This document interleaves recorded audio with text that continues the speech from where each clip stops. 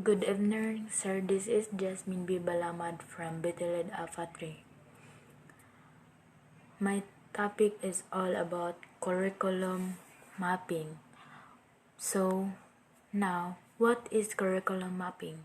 Curriculum mapping is the process of matching learning outcomes with elements of curriculum to create an alignment between goals and learning opportunities.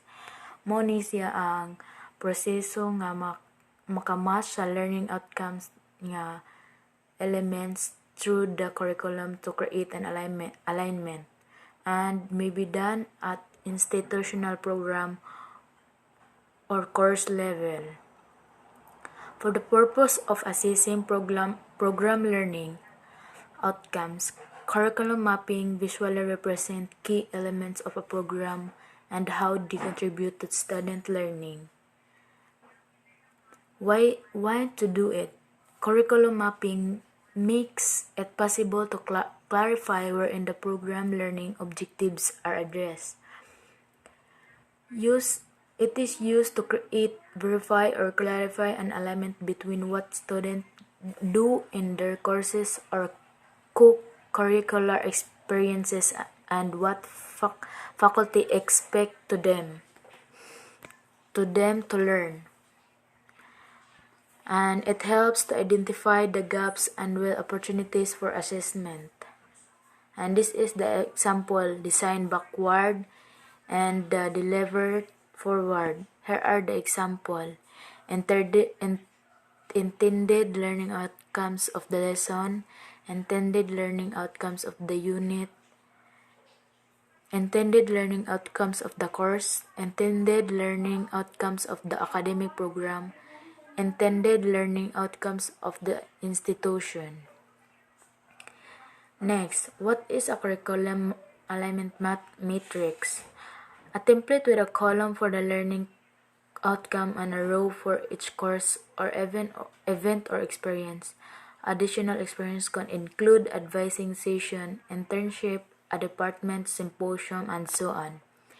In the boxes, indicate courses or experience where students are introduced to each outcome, where they have the opportunity to practice or develop P and represent, and where they will demonstrate mastery, M or IPM.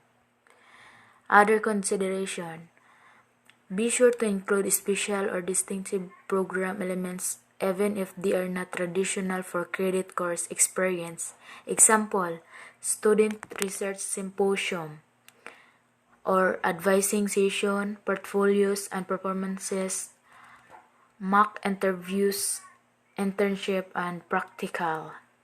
Often in looking a curriculum map, a program is able to decide that there are enough assessment opportunities already embedded in the program that there is no need for an outside assessment such as a standardized test or that may not be well aligned in the program objectives. Next, these are the sample of PhD learning outcomes. Most PhD programs include some version of these outcomes. 1. Make an original and substantial contribution to the field. 2. Demonstrate advanced research skills. 3. Demonstrate ability to carry out responsibilities in an ethical manner. Next, number 4, last. Master and apply concepts, information, and methods in the field. Ang iyang process, number 1, course level mapping. Identify course objectives, identify alignments and activities that are aligned with the object, how to assign readings, lectures, and class activities, prepare student to meet course objectives and formal assignments. What might be changed about the course to be better prepare students? 2. Program level mapping. Identify program learning outcomes, identify case courses or experience that align with outcomes. How are the elements of the program preparing students to demonstrate mastery of program's outcomes? What might be changed about curriculum to be better prepare students? And here are the template. Program sample or program program learning outcomes, curriculum or streaming assessment, and integrating direct measures. Here are the sample: Educational Policy and Accreditation Standard or APAS.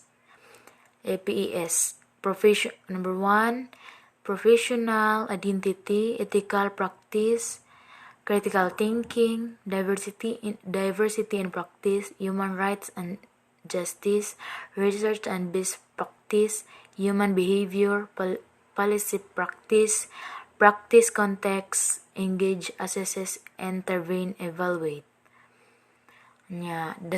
Taking the next step. A curriculum map can be as general or detailed as desired.